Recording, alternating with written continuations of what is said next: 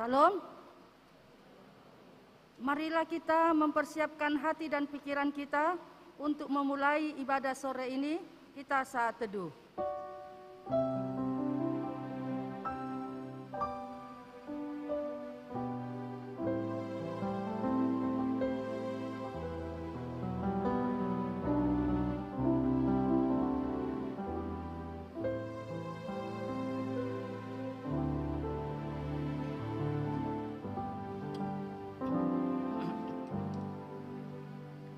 Amin. Kita angkat pujian dari Kidung Jemaat nomor 395 ayat 1 tambah 3.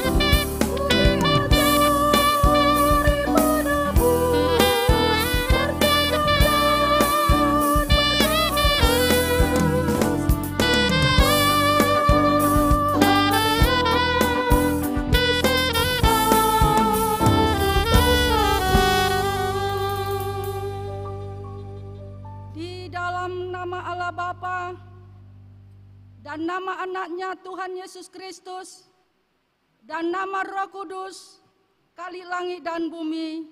Amin. Permulaan hikmat adalah takut akan Tuhan. Semua orang yang melakukannya berakal budi yang baik. Puji-pujian kepadanya tetap untuk selama-lamanya. Haleluya.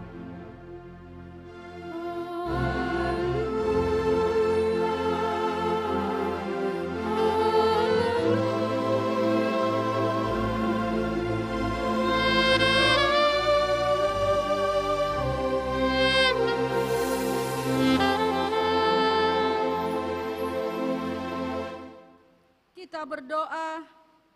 Ya Tuhan Allah yang Maha Kuasa, Bapa yang Maha Kudus, di hadapan-Mu kami berlutut sambil menyadari betapa tidak layaknya kami menghadap Engkau. Kami mengakui bahwa kami adalah orang berdosa yang pantas menerima hukum-Mu. Namun oleh anugerah-Mu yang tak berkesudahan, Engkau mengampuni dan memulihkan kami. Berikanlah kepada kami sukacita mendengar firman-Mu, agar kami dapat melaksanakan kehendak-Mu. Demi anak-Mu Yesus Kristus Tuhan kami. Amin. Kita bernyanyi dari Kidung Jemaat nomor 50A 1-3.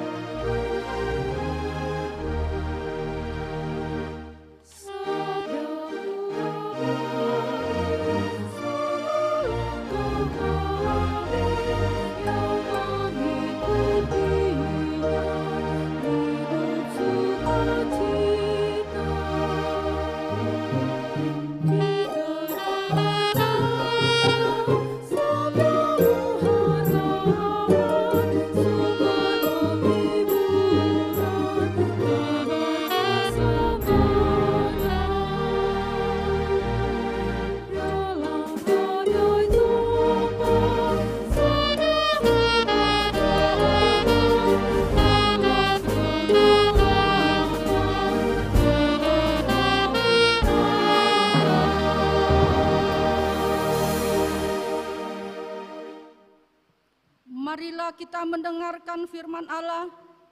Sebagian pendolok khotbah minggu ke-20 setelah Trinitatis. Tema kita minggu ini, berhenti berbuat jahat, belajar berbuat baik. Yang tertulis dalam Roma 6 ayat 15-23, kita membaca secara bergantian. Di ayat terakhir kita sama-sama membacanya. Jadi bagaimana? Apakah kita akan berbuat dosa? Karena kita tidak berada di bawah hukuman Taurat, tetapi di bawah kasih karunia, sekali-kali tidak. Apakah kamu tidak tahu bahwa apabila kamu menyerahkan dirimu kepada seseorang sebagai hamba untuk mentaatinya, kamu adalah hamba orang itu yang harus kamu taati, baik dalam dosa yang memimpin kamu kepada kematian, maupun dalam ketaatan yang memimpin kamu kepada kebenaran. Tetapi syukurlah kepada Allah, dahulu memang kamu hamba dosa, tetapi sekarang kamu dengan segenap hati telah mentaati pengajaran yang telah diteruskan kepadamu. Kamu telah dimerdekakan dari dosa dan menjadi hamba kebenaran. Aku mengatakan hal ini secara manusia, karena kelemahan kamu, sebab sama seperti kamu telah menyerahkan anggota-anggota tubuhmu menjadi hamba kecemaran dan kedurhakaan yang membawa kamu kepada kedurhakaan. Demikian hal kamu sekarang, kamu harus menyerahkan anggota-anggota tubuhmu menjadi hamba kebenaran yang membawa kamu kepada pengudusan. Sebab kamu waktu hamba dosa, kamu bebas dari kebenaran. Dan buah apakah yang kamu petik daripadanya? Semuanya itu menyebabkan kamu merasa malu sekarang, karena kesudahannya semuanya itu ialah kematian. Tetapi sekarang, setelah kamu dimerdekakan dari dosa dan setelah kamu menjadi hamba Allah, kamu beroleh buah yang membawa kamu kepada pengudusan, dan sebagai kesudahannya ialah hidup yang kekal. Mari kita sama-sama ayat 23. Sebab upah dosa ialah maut, tetapi karunia Allah ialah hidup yang kekal dalam Kristus Yesus Tuhan kita. Demikian sejauh firman Tuhan. Yang berbahagia ialah mereka yang mendengarkan firman Allah dan yang memeliharanya. Amin. Kita angkat pujian.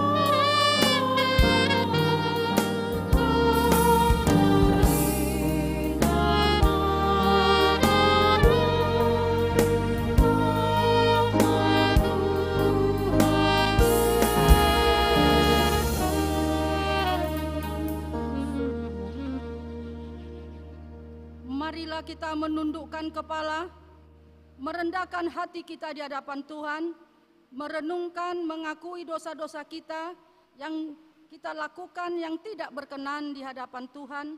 Mari kita berdoa dalam hati kita masing-masing.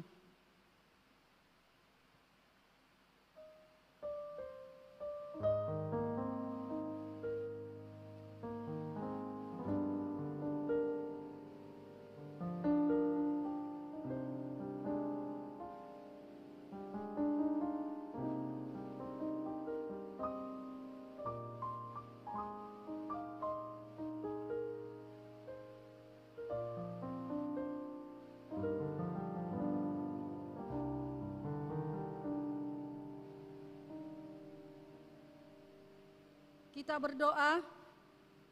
Bapa kami yang di surga, yang maha kudus, kami tiada layak datang ke hadapan-Mu, karena kami senantiasa bergelimang dengan dosa, karena pikiran dan perbuatan kami senantiasa bertentangan dengan kebenaran-Mu.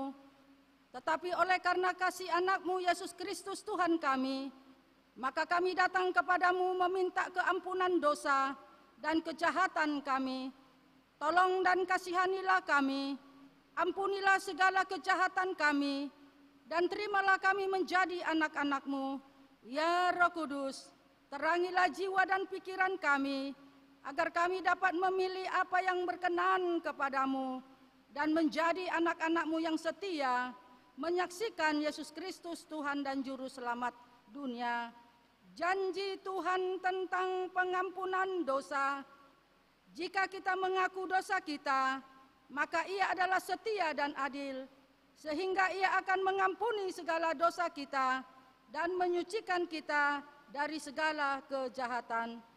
Segala kemuliaan bagi Allah di tempat yang maha tinggi. Amin. Kita bernyanyi.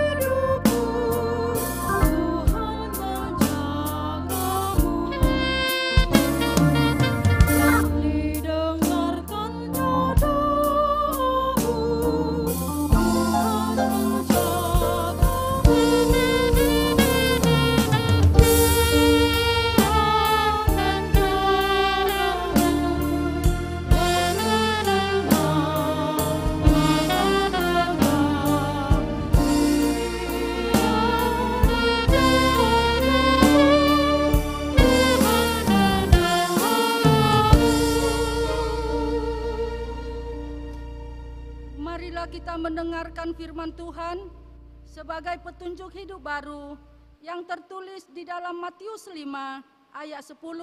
Saya bacakan bagi kita semua. Berbahagialah orang yang dianiaya oleh sebab kebenaran, karena merekalah yang empunya kerajaan sorga. Sekali lagi, berbahagialah orang yang dianiaya oleh sebab kebenaran, karena merekalah yang empunya kerajaan sorga. Mari kita sama-sama memohon kekuatan yang daripada Tuhan. Ya Allah Bapa kami, berilah kami kekuatan untuk melakukan yang sesuai dengan firman-Mu. Amin. Kita bernyanyi.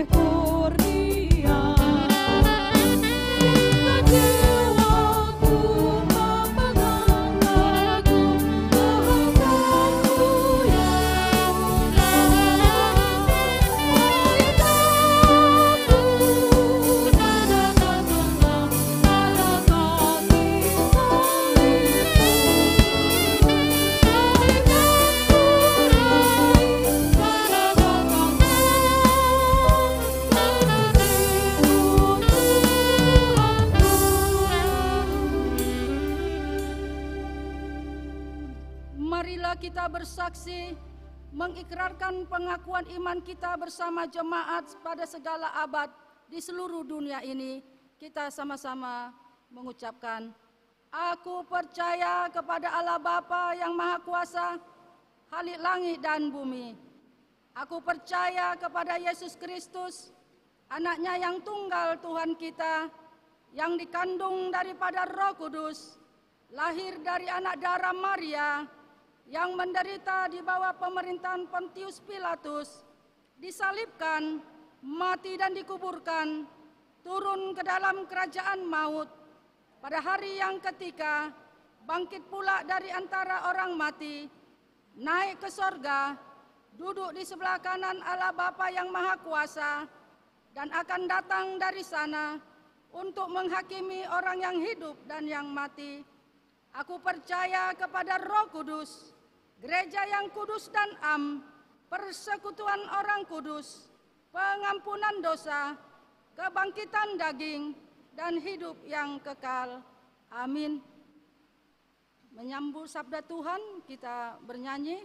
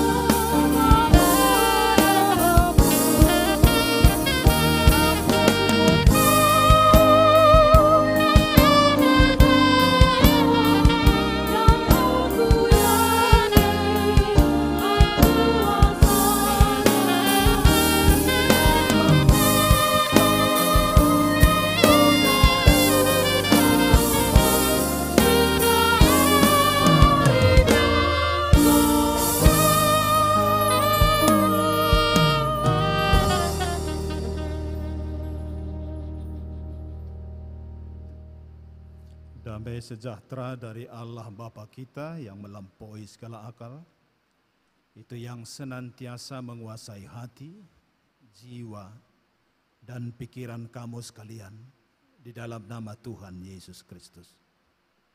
Amin. Shalom untuk kita semuanya.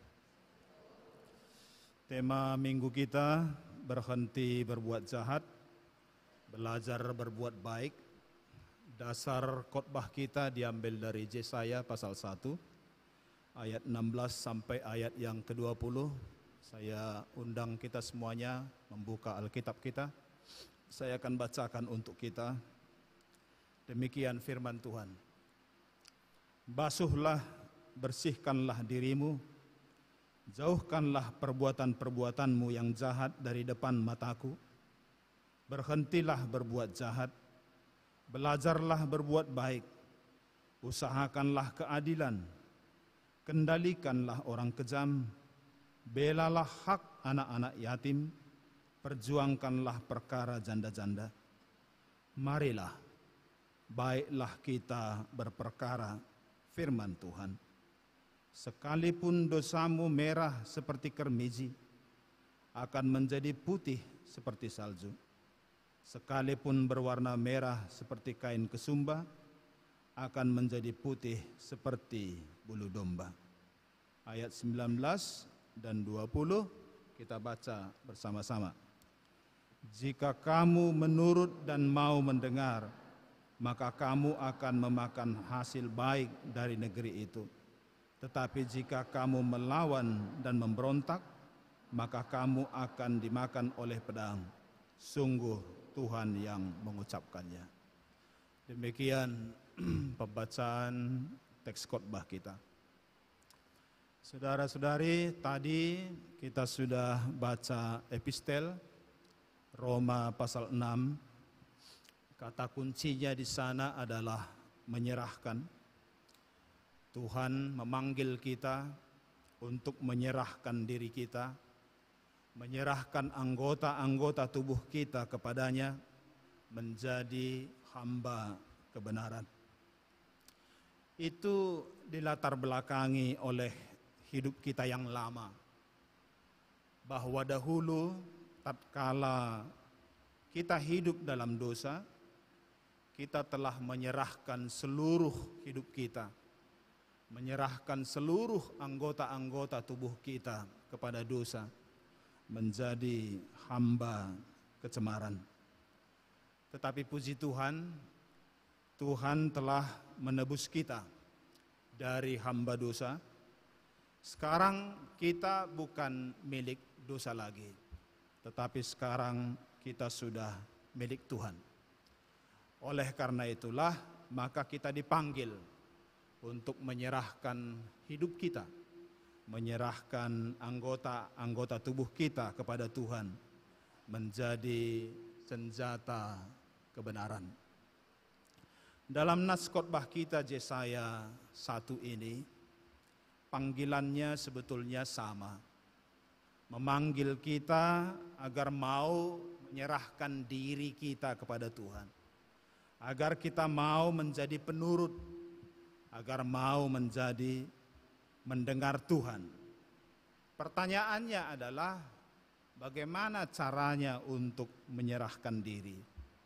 Cukupkah dengan berdoa? Cukupkah dengan bernyanyi? Cukupkah dengan melakukan seremonial ibadah kita? Sekarang mari kita belajar dari konteks Israel yang tertulis dalam teks khotbah kita ini. Saudara-saudari semuanya, kata kunci untuk membuka konteks nats ini adalah kalimat pertama, basuhlah dan bersihkanlah dirimu. Dalam bahasa pergaulan, tentu kata-kata ini disampaikan kepada seseorang yang sedang bergelimang kotoran, atau kepada orang yang ada dalam genangan lumpur, atau kepada orang yang baru keluar nongol dari genangan lumpur. Yang dimaksud dengan genangan lumpur atau kotoran dalam nats ini adalah akhlak yang tercemar, kemerosotan moral yang sangat parah sekali. Mulai ayat 21, ayat di bawahnya, diperlihatkan arus perjalanan akhlak mereka. Perilaku hidupnya tidak semakin baik. Semakin hari, semakin waktu tidak semakin baik. Tapi bergerak dari yang baik menjadi buruk, dari yang benar menjadi cemar, menjadi jahat. Perhatikan ayat 21. Bagaimana ini? Kota yang dahulu setia, sekarang sudah menjadi sundal. Tadinya penuh keadilan dan di situ selalu diam kebenaran, tapi sekarang penuh pembunuh. Ayat 22. Perakmu tidak murni lagi dan arakmu bercampur air. 23.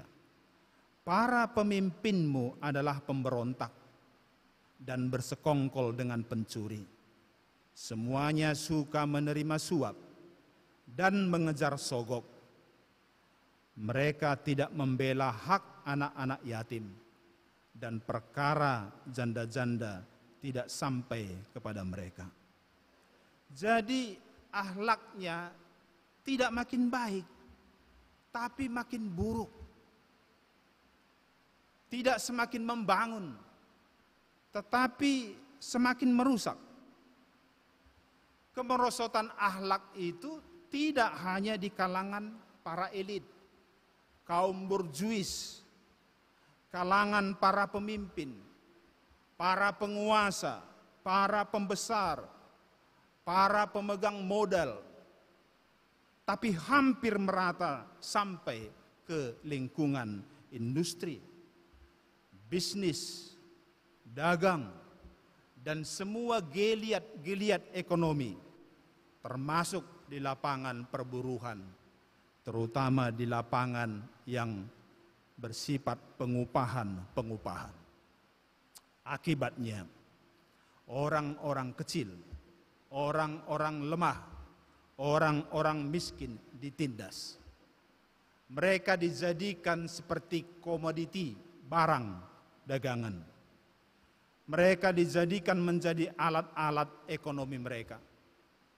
Dipekerjakan dengan gaji rendah, dipaksa lembur tanpa pesangon, diwajibkan masuk kerja pada hari Sabat, ditindas dengan menahan-nahan upahnya, dan lain-lain.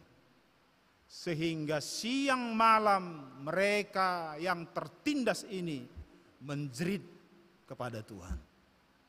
Dan Tuhan mendengar jeritan itu. Dan jeritan itulah yang mendorong Tuhan untuk menegur mereka melalui Nabi Yesaya dan mengatakan, basuhlah, bersihkanlah dirimu. Pertanyaannya adalah, bagaimana caranya membasuh diri? Apakah mereka tidak melakukan seremoni ibadah? Apakah mereka tidak menyampaikan kurban persembahan? Apakah mereka tidak melakukan sabat dan puasa? Apakah mereka tidak berdoa, bernyanyi, melakukan pertemuan ibadah dan memuji Tuhan? Pada ayat sebelumnya, ayat 11 sampai 15, diungkapkan bagaimana kualitas kerohanian mereka. Bagaimana rutinitas ibadah mereka. Mari lihat ayat 11. Untuk apa itu korbanmu yang banyak-banyak? Banyak-banyak kurban mereka. Persembahannya besar-besar. Ayat 13. Jangan lagi membawa persembahanmu yang tidak sungguh-sungguh. Mereka membawa persembahannya kepada Tuhan.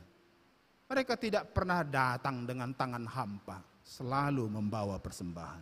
Ayat 14. Perayaan-perayaan bulan barumu dan pertemuan-pertemuanmu yang tetap.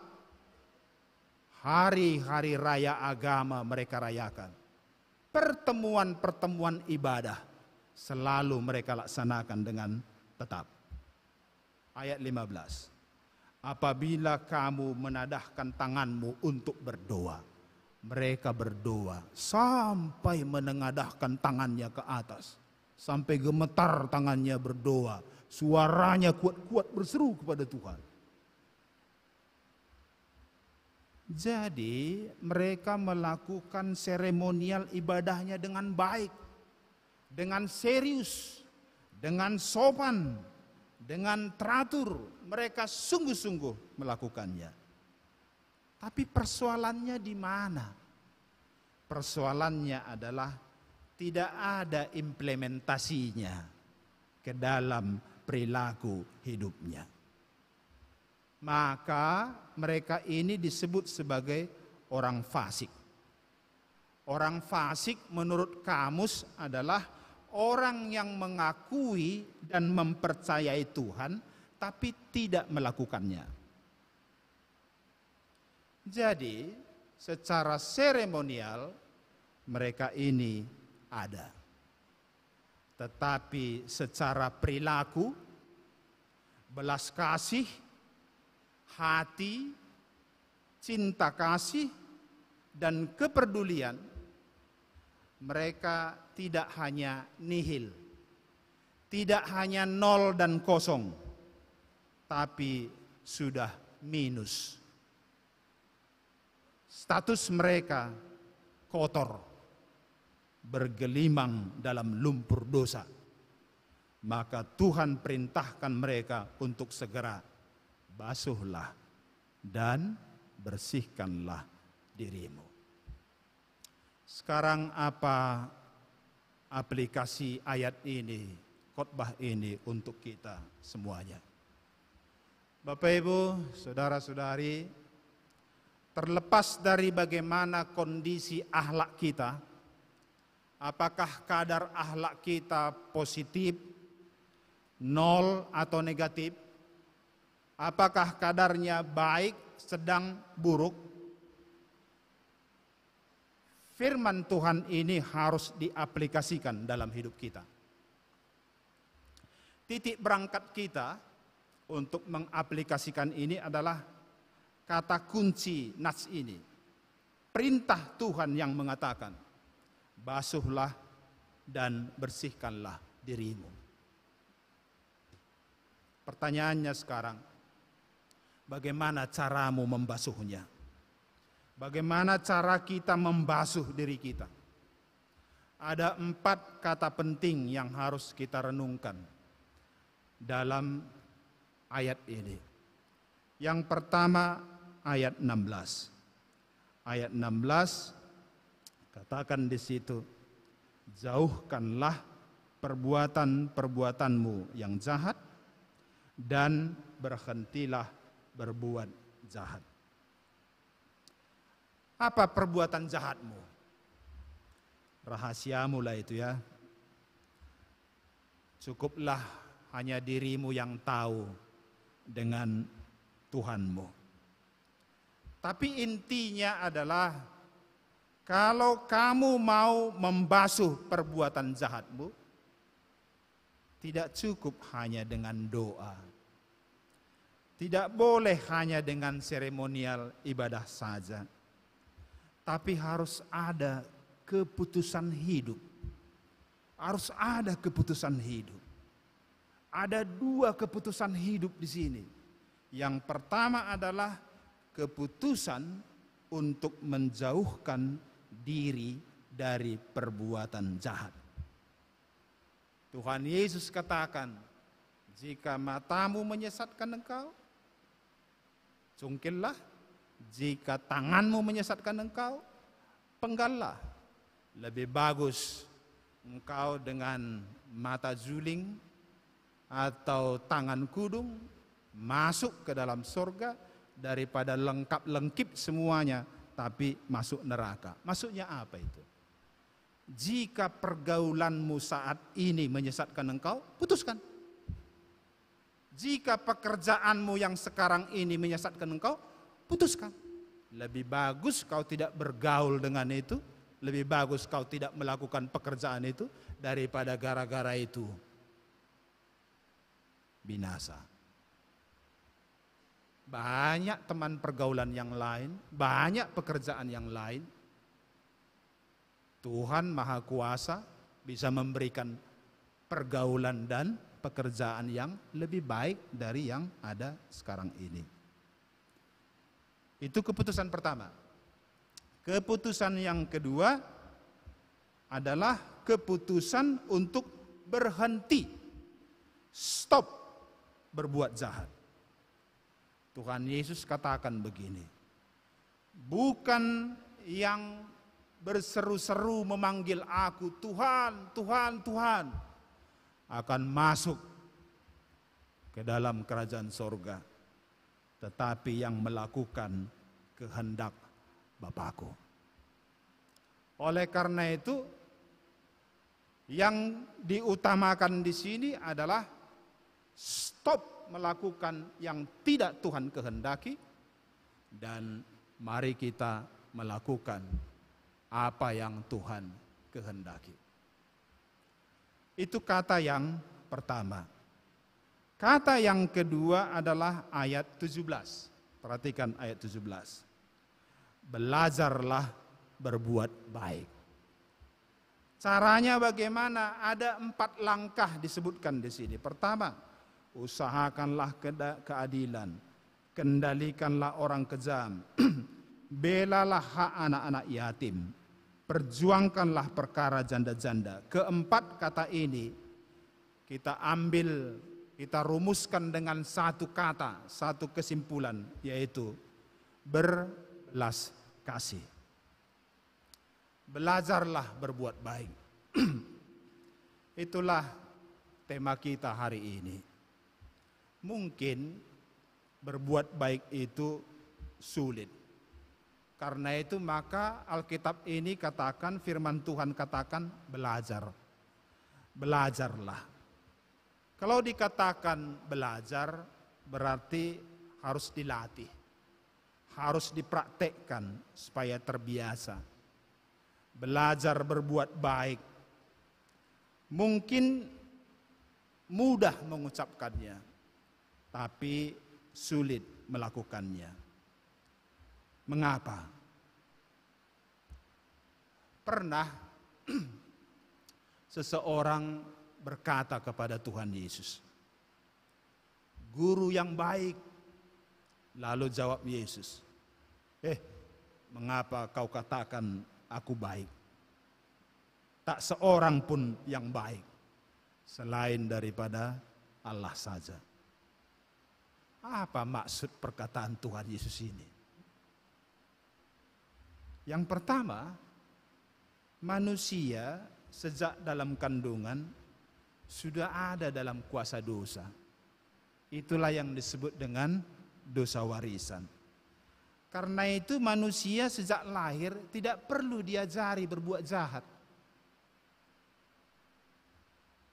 Karena pada dasarnya manusia sudah jahat.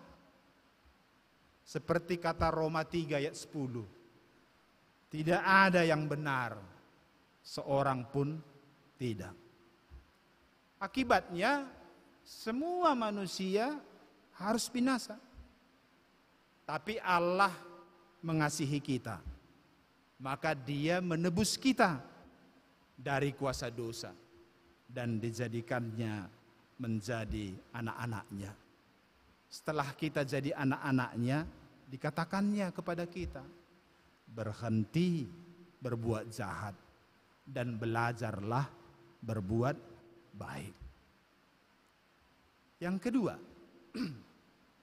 kalau begitu berarti pada hakikatnya berbuat baik itu adalah sifat Tuhan, bukan sifat manusia. Berbuat itu adalah panggilan Tuhan kepada manusia. Dan yang menarik adalah perkataan Tuhan Yesus dalam Matius 5 ayat 14 dan ayat 16, dikatakannya di situ, kamu adalah terang dunia. Demikianlah hendaknya terangmu bercahaya di depan orang, supaya mereka melihat perbuatanmu yang baik dan memuliakan Bapamu yang di sorga. Di sini dalam ayat itu, kemuliaan nama Bapa di sorga dipertaruhkan ke dalam perbuatan baik orang-orang yang ditebusnya. Sekali lagi, kemuliaan nama Bapa dipertaruhkan ke dalam perbuatan baik orang-orang Kristen atau kepada gereja. Jadi nama Tuhan kita itu akan dimuliakan ketika orang lain melihat perbuatan baik kita. Tentu begitu pula sebaliknya, ya kan? Bahwa nama Tuhan akan tercemar ketika orang lain melihat kecemaran kita. Ini satu tantangan besar kepada kita, apalagi akhir-akhir ini, ya.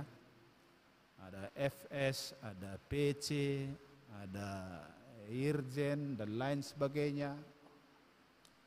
Semuanya adalah anak-anak Tuhan. Perbuatan tercemar itu akan mencemarkan nama Tuhan kita. Maka pantaslah ya Tuhan sakit hati jika kita menyandang status sebagai anak-anak Tuhan, tapi perbuatan kita adalah perbuatan kecemaran. Pantaslah dia sakit hati. Dan pantas pula dia bersuka cita. Kalau kita menyandang nama anak-anak Tuhan dan kita memuliakan dia dengan cara perbuatan baik kita dilihat dan dipuji oleh banyak orang.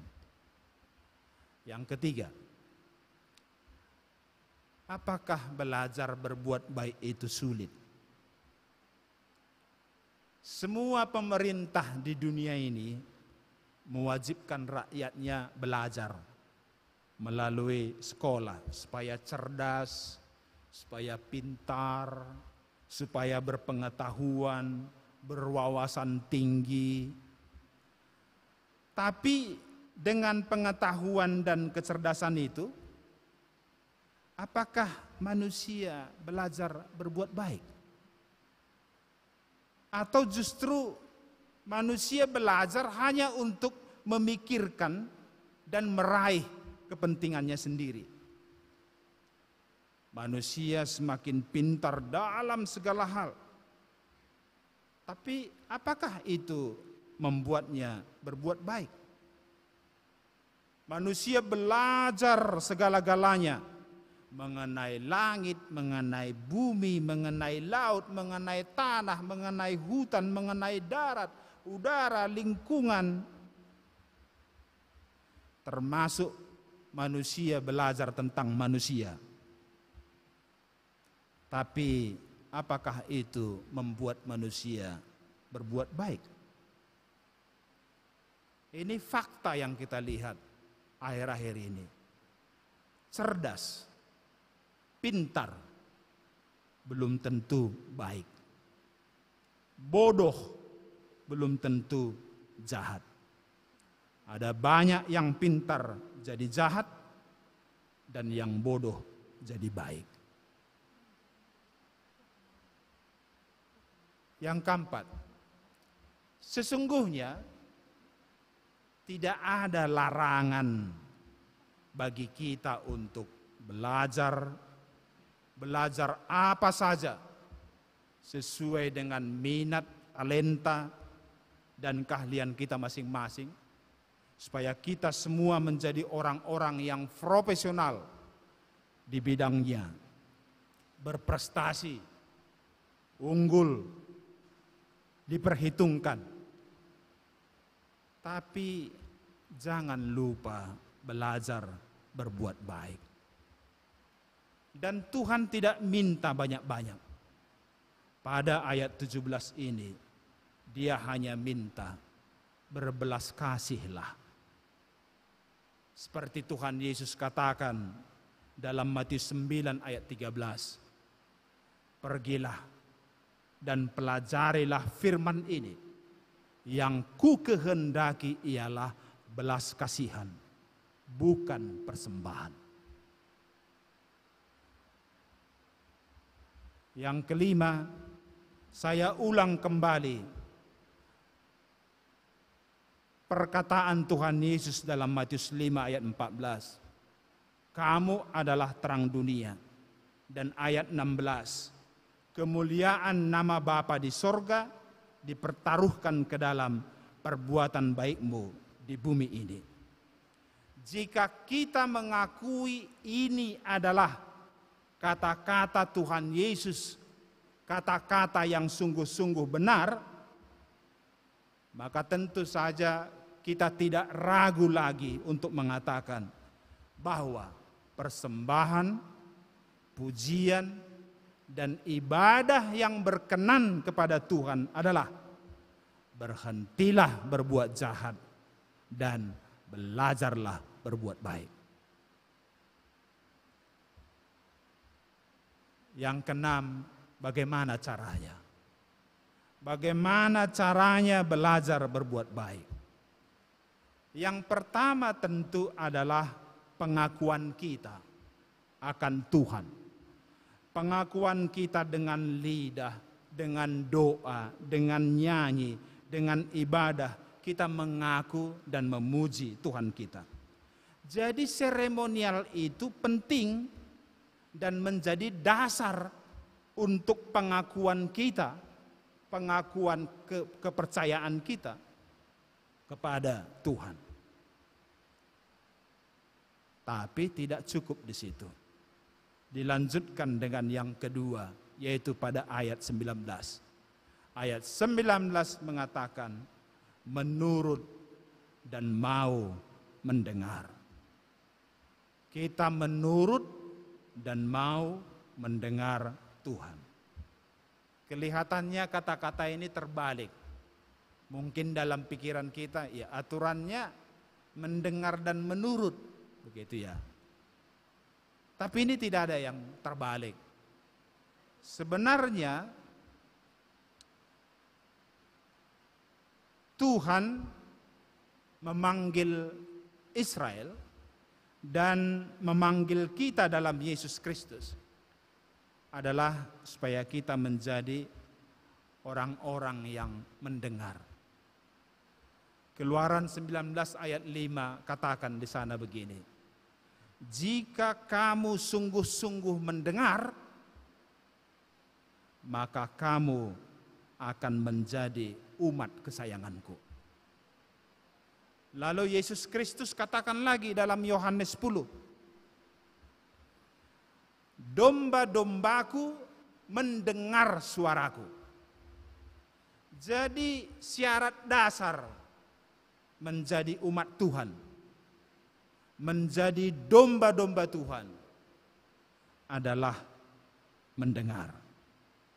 Dengan demikian maka dasar utama supaya kita bisa belajar berbuat baik menurut kehendak Bapa sendiri adalah mendengar suaranya, mendengar firman-Nya dan melakukannya. Itulah belajar berbuat baik. Sekarang kata ketiga yang perlu kita renungkan adalah ayat 18. Di sana disebutkan, marilah baiklah kita berperkara. Kata berperkara, saya cek dalam Kamus Bahasa Indonesia, perkara artinya masalah dan persoalan. Berperkara artinya berurusan dengan pihak pengadilan.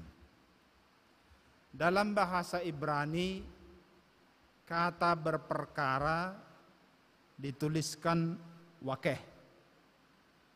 Weni wakehah, baiklah kita berperkara. Wakeh artinya menimbang-nimbang kebenaran sejati. Mirip dengan bahasa Toba, mardabu-dabu. Asa mardabu-dabu hita. Artinya mengadakan perhitungan. Jadi Allah memanggil dan mengadakan satu pengadilan kepada umatnya dengan satu delik aduan. Tahu artinya delik ya? Delik itu artinya adalah perbuatan yang dapat dikenakan sanksi karena melanggar hukum atau undang-undang.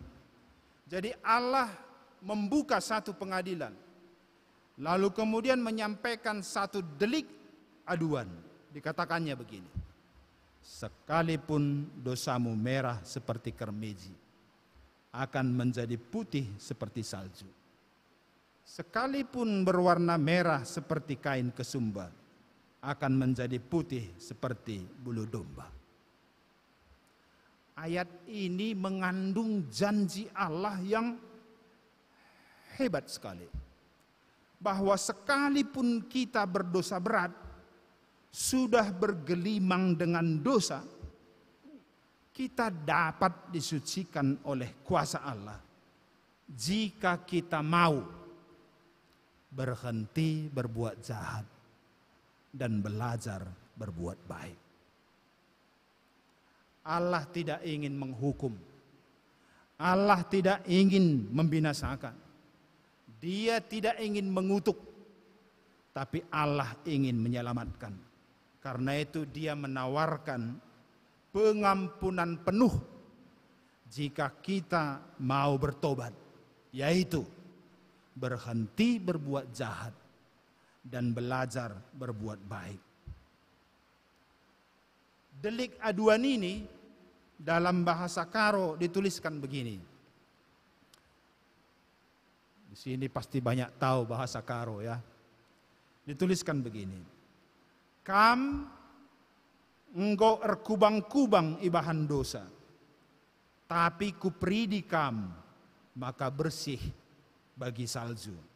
Artinya, kam sudah kotor, berlumpur-lumpur karena dosa, akan kumandikan sampai bersih seperti salju. Lanjutannya, kata kedua, amin nagia erkiteken dosandu kam enggombiring bagi tengguang, mulihi kam jadi bentar bagi kapas. Artinya, kendati pun karena dosamu mukamu sudah hitam seperti tengguang atau kotoran periuk, akan putih kembali seperti kapas.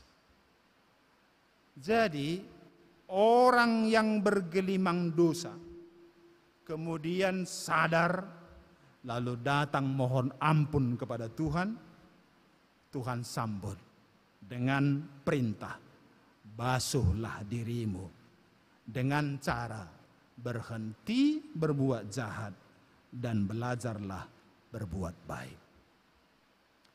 Sekarang kata yang keempat, kata yang terakhir, ayat 19 sampai ayat yang ke-20. Kita baca dulu ayat 19 sampai 20, kita mulai. Jika kamu menurut dan mau mendengar, maka kamu akan memakan hasil baik dari negeri itu. Tetapi jika kamu melawan dan memberontak, maka kamu akan dimakan oleh pedang. Sungguh Tuhan yang mengucapkan. Yang dipertaruhkan di sini ada 3. Yang pertama adalah memakan atau menikmati hasil yang baik. Maksudnya beroleh berkat dan rezeki dari Tuhan jika mau menurut dan mendengarkan Tuhan. Saya berpikir-pikir juga, mengapa Tuhan janjikan ini? Mungkin pelaku-pelaku itu melakukan kejahatan karena khawatir tidak makan, karena khawatir tidak dapat memenuhi kebutuhannya, karena ancaman kebutuhan yang memenuhi kebutuhan hidup. Maka dia khawatir, dan untuk memenuhi itu dia kerjakan semua yang haram dan yang halal, rata saja semuanya. Yang penting bagi dia adalah dia bisa memenuhi tuntutan-tuntutan kebutuhan. Nah, di sini Tuhan katakan bahwa berkat dan rezeki itu adalah hak Tuhan.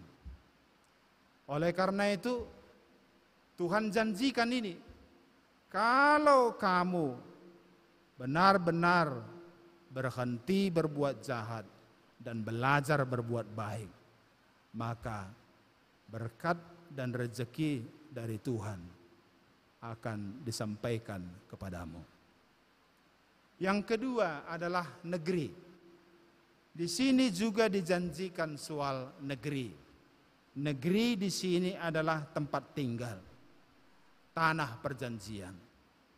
Ada firman Tuhan katakan, jika kemah kita di bumi ini dibongkar, Tuhan telah menyediakan bagi kita tempat abadi di sorga. Artinya adalah Tuhan tidak hanya janjikan soal kehidupan di bumi, tapi Tuhan janjikan juga kehidupan di sorga. Bumi dan di sorga, Tuhan yang menentukannya. Pertanyaannya sekarang adalah, apakah kita mau? Jika kita tidak mau, jika kita tetap melawan dan memberontak, maka yang diberlakukan adalah yang ketiga, yaitu dimakan oleh pedang, diserahkan kepada musuh, atau dibinasakan. Bapak Ibu, saudara-saudari, sekarang saya akan tutup khotbah kita ini. Kita semua adalah anak-anak Tuhan. Karena kita semua sudah ditebusnya menjadi miliknya dengan darah yang mahal, dengan nyawanya. Oleh sebab itu kita harus bersyukur.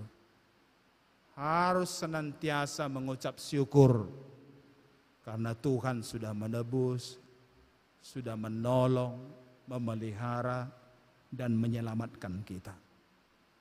Pertanyaannya sekarang adalah, apa ucapan syukurku kepada Tuhan? Bagaimana caranya aku mengucap syukur kepada Tuhan? Di sini ditegaskan bahwa ucapan syukur kita bukan hanya dengan seremonial ibadah saja, tapi juga perilaku hidup, terutama dalam pekerjaan dan pelayanan kita, pelayanan belas kasih. Tuhan Yesus katakan, pergilah dan pelajarilah arti firman ini. Yang ku kehendaki ialah belas kasihan, bukan persembahan. Amin. Mari kita berdoa. Bapa di sorga, kami bersyukur dan berterima kasih atas waktu dan kesempatan yang Tuhan berikan kepada kami pada saat ini, di mana kami bisa berkumpul di sini untuk mendengarkan sedikit dari perkataan-perkataan-Mu yang kami gali dari kitab suci-Mu. Sedikit perkataan-perkataan-Mu ini yang bisa kami percakapkan, bisa kami renungkan pada saat ini.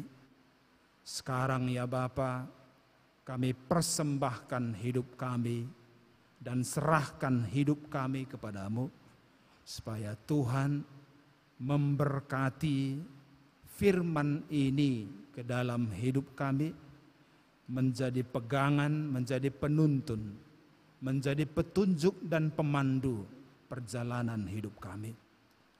Terangi hati dan pikiran kami, kuasai akal, pikiran dan hati kami, sehingga firman-Mu benar-benar menjadi penentu, menjadi pendorong yang mempengaruhi segala proses akal, pikiran dan hati kami untuk mengambil semua tindakan dan pertimbangan-pertimbangan di dalam perjalanan kehidupan kami. Bapa di sorga, kami mengaku akan dosa-dosa dan kecemaran kami kepadamu. Pada saat ini kami mohon ampun untuk semuanya itu. Dan perkenankanlah kami ya Bapa untuk bangkit, berhenti berbuat jahat, dan belajar berbuat baik.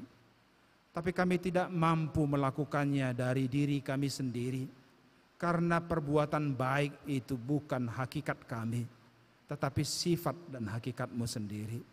Oleh karena itu Bapa, curahkanlah Roh Kudus-Mu kepada kami, yang memberikan kuasa kepada kami, sehingga kami bisa belajar berbuat baik dalam kehidupan kami.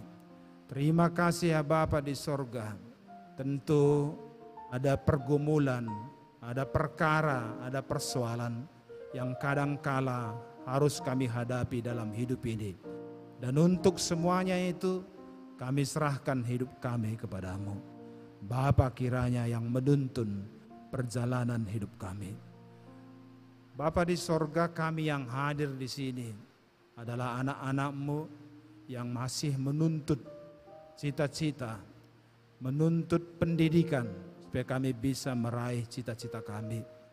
Demikian juga kami yang hadir di sini, yang sudah bekerja dan yang sudah berkeluarga. Bapa di sorga, kiranya menolong kami dan memberkati kami semuanya dalam setiap perjuangan, dalam pergumulan, dan dalam cita-cita kami. Biarlah semuanya bisa menjadi oleh karena Tuhan yang memberkatinya dalam hidup kami. Kami ingat dan serahkan orang tua kami, ayah, ibu kami dimanapun berada. Tuhan yang menolong mereka. Kami juga berdoa untuk anak-anak kami dimanapun mereka berada. Kami berdoa juga untuk suami, untuk istri, untuk keluarga. Tuhan kiranya yang memelihara perjalanan kehidupan kami semuanya. Terima kasih ya Bapa di sorga. Mungkin ada sesuatu hal di dalam hati, di dalam pikiran, masalah-masalah kami yang terselip, yang tidak bisa diungkapkan dalam doa-doa kami ini. Tapi Tuhan tahu semuanya, apa yang ada dalam hati dan pikiran kami. Dan semuanya terbuka di hadapan-Mu. Pada saat ini kami menyerahkan itu semuanya kepadamu. Tuhan yang menolong dan menyertai kami. Terima kasih ya Bapa di sorga, kami serahkan doa kami ini kepadamu. Di dalam nama Yesus Kristus Tuhan dan Juru Selamat kami telah berdoa kepadamu. Amin. Kita bernyanyi.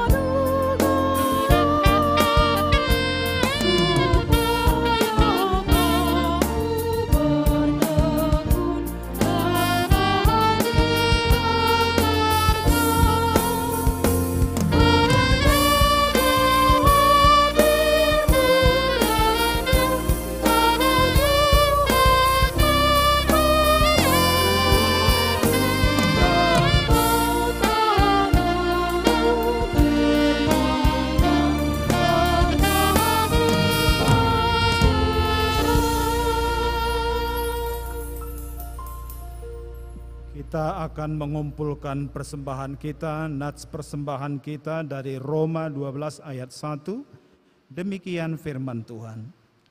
Karena itu saudara-saudara, demi kemurahan Allah aku menasihatkan kamu, supaya kamu mempersembahkan tubuhmu sebagai persembahan yang hidup, yang kudus, dan yang berkenan kepada Allah. Itu adalah ibadahmu yang sejati. Amin. Mari kita persiapkan dan kumpulkan persembahan kita.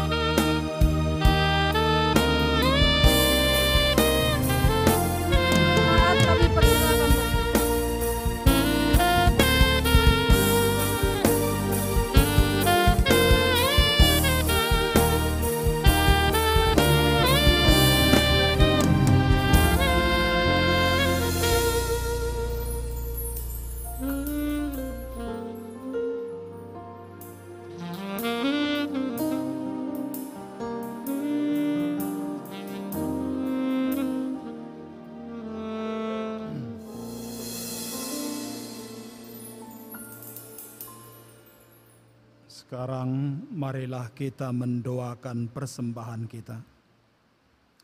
Ya Allah Bapa kami yang ada di sorga, Engkaulah sumber segala berkat dan rahmat. Kami persembahkan di sini sebagian dari yang Tuhan beri kepada kami sebagai kurban persembahan kami kepadamu. Adapun yang kami persembahkan ini adalah yang kami terima daripadamu. Karena siapakah kami sehingga kami dapat memberi kepadamu? Kasihanilah kami ya Tuhan. Terimalah kurban persembahan kami ini menjadi dupa yang harum di hadapan-Mu. Berkati dan peliharalah agar kami menggunakan persembahan ini untuk kejayaan kerajaan-Mu di tengah gereja-Mu di seluruh dunia ini.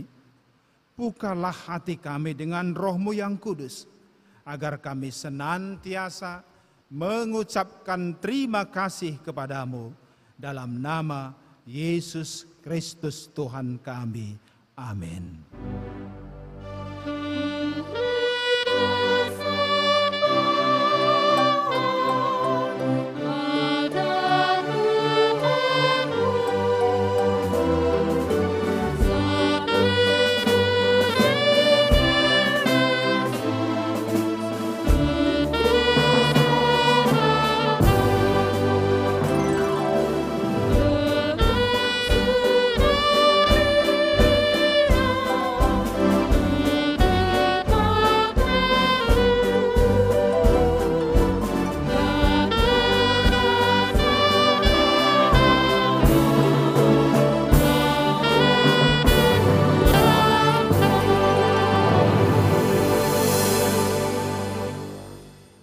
Bapa kami yang di sorga, dikuduskanlah namamu. Datanglah kerajaanmu, jadilah kehendakmu di bumi seperti di sorga. Berikanlah kami pada hari ini makanan kami yang secukupnya, dan ampunilah kami akan kesalahan kami, seperti kami juga mengampuni orang yang bersalah kepada kami. Dan janganlah membawa kami ke dalam pencobaan, tetapi lepaskanlah kami daripada yang jahat.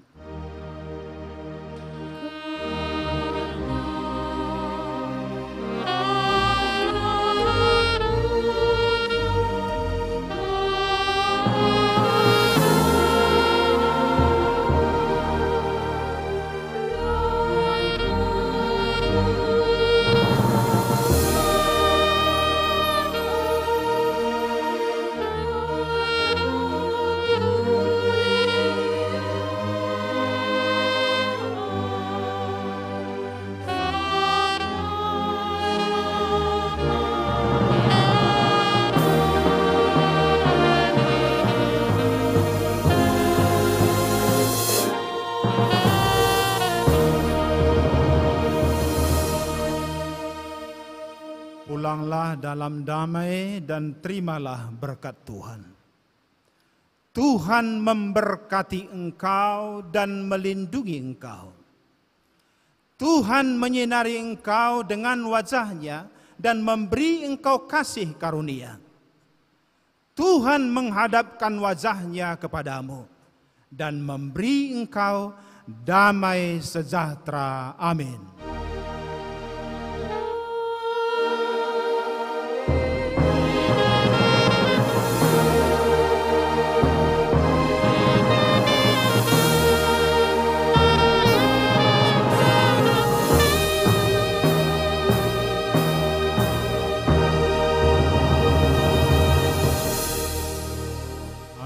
Selamat Minggu, selamat sore, dan Horas, Shalom.